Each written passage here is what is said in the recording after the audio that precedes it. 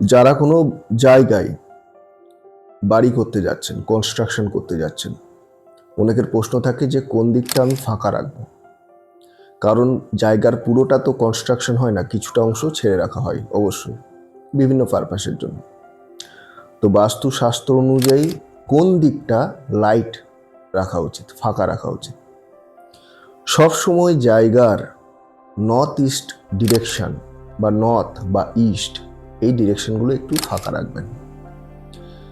এবং south West, south east, West, এই ডিরেকশনগুলো কিন্তু একটু হেভি রাখবেন। বিশেষ করে সাউথ ওয়েস্ট, ওয়েস্ট, এই ডিরেকশনগুলো একটু হেভি হবে।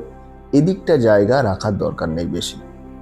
সম্ভব হলে এইদিকে জায়গা বেশি রাখার দরকার নেই, কনস্ট্রাকশন করতে পারেন। এবং জায়গার কোন দিকটা ছাড়তে হবে, নর্থ ইস্ট, এই ডিরেকশনটা অবশ্যই ছেড়ে রাখবেন। এটা বাস্তু অনুযায়ী কিন্তু সঠিক। আরও একটা জিনিস, আরও একটা কোয়ারি আসে আমার কাছে যে ছাদের ঢাল কোন দিকে হওয়া উচিত।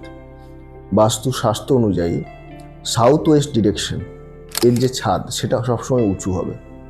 ওয়েস্ট, সাউথ ওয়েস্ট, এই ডিরেকশনটা উঁচু হবে। সাউথ ওয়েস্ট, বিশেষ করে সাউথ ওয়েস্ট। কোন দিকটা ঢাল হবে, কোন দিকটা নিচু হবে, একটু ছাদের নর্থ ইস্ট ডিরেকশন ঢাল হবে, নিচু হবে। অর্থাৎ বৃষ্টির যে জল সেটা সাউথ ওয়েস্ট ডিরেকশন থেকে নর্থ ইস্টের দিকে চলে আসবে। এটা হচ্ছে বাস্তুর জন্য খুবই শুভ। কোনো বাড়ির বাস্তুর জন্য এটা খুবই শুভ।